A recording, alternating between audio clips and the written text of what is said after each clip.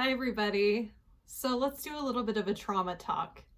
We can call it Trauma 101. Here's a little bit about trauma. So a lot of times, societally, we have kind of adapted to this thought around trauma of what I would call the big T's, or what is called the big T's of trauma. Those could be things such as war, famine, getting in car accidents where loved ones are lost, different things like that that we can think of and say, oh, well, that's definitely traumatic. That's trauma, right? So those can often be the case. And we'll talk a little bit more in this video or another one about how we download experiences and how sometimes, you and I or two people could be in a car accident and one can walk away traumatized and one does not. And there are reasons underneath of that we'll talk about. Now, going back to the big T's that are societally pretty recognized as trauma. Okay, so there's also what we call little T's. So these are things that can happen that we might not think of as trauma. So if we have different experiences such as bullying, maybe events that go on for a longer period of time, maybe we are bullied throughout our elementary school experience, or by a sibling, or a cousin, or a good friend, or somebody we thought was a good friend.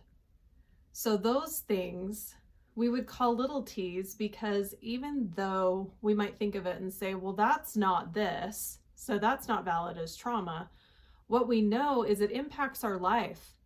It impacts what we download about ourselves, what we think about ourselves. And if a little T goes on long enough, what we know can happen with that is it can add up to just as much and sometimes more as those big T's that are so easily deemed as trauma, or that we accept pretty widely as trauma. So it's one thing to keep in mind when we think about trauma and when we're looking at it through that lens is, oh yes, there are experiences that we experience in our life that could very likely have been traumatic for us, but we might not see it as traumatic for us.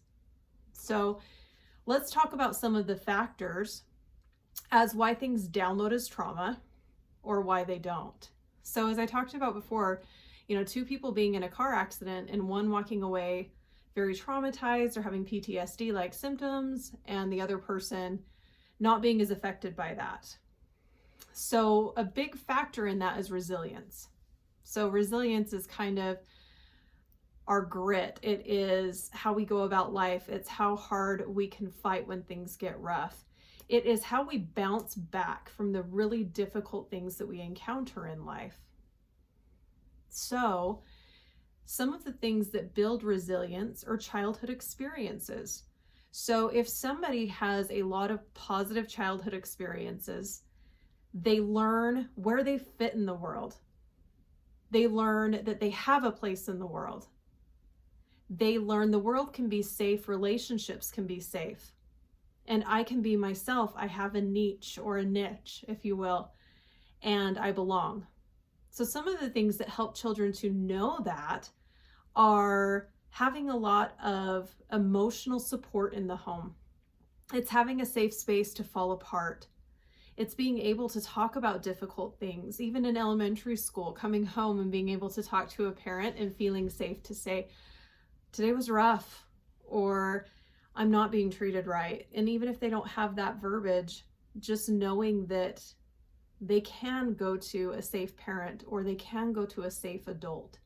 Those things build resilience because they teach the world can be safe. People are there for you. Now, on the other end, there is negative childhood experiences. So those impact us later in life and how we experience things, and if we download events as trauma or not. So some of the negative childhood experiences can be, I don't have anywhere to go with the pain. If you think of it that way, that is kind of Gabor Mate's concept, where he talks about if we have difficult things happen, if we have trauma, if we have pain, if we don't have somewhere to offload that, if we don't have someone to process that with, if we don't have a safe space for that, that is where trauma takes root. That is where we are traumatized. And so again, thinking of that in childhood, is there teachers in a child's life? Are there caregivers? Are there grandparents? There's a lot of great grandparent studies out there where children have better outcomes in mental health later in life if they have great connections to their grandparents. And also, if, they reference in high school, did they feel like they fit in? Did they have friends? Did they have a space to call theirs? Were they comfortable with peers? And I think a big part of that is, did they learn outside of the home that they could belong? Did they learn in the home that they could belong? Did they learn that life can be safe? That they have a place in it, that they are accepted, that they are wanted? So that's kind of a short synopsis on trauma. Why maybe it downloads the way that it does, how resiliency plays a piece in that.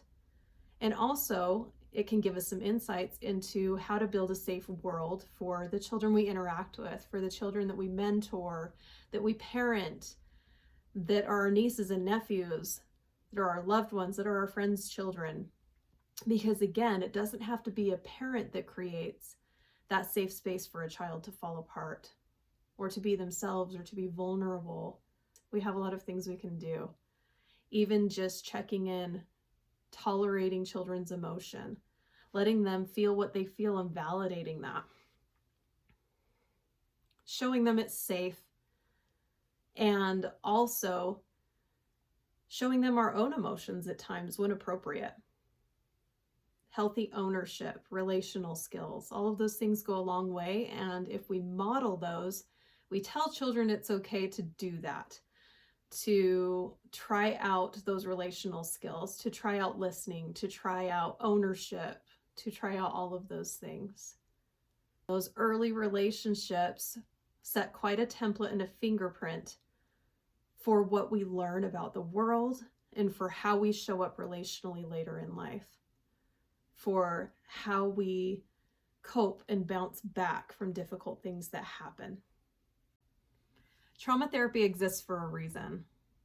If you've had difficult experiences in your life that you feel you're having a hard time getting over, or that you want to talk to somebody about who can help you work through that, who has the skills and trauma expertise to get you where you want to go, or to help you let go of what you need to and work through what you need to, find a great trauma therapist. There are a lot of trauma modalities, EMDR, ISTDP, a lot of somatic techniques. There's a lot of really fantastic modalities of therapy out there, and finding a good therapist that's a fit for you, that makes you feel comfortable, that you can talk to, and that ends up being that space for you to fall apart, or that space for you to share whatever you need to, that maybe you couldn't in childhood, or that maybe you're lacking a safe space for now.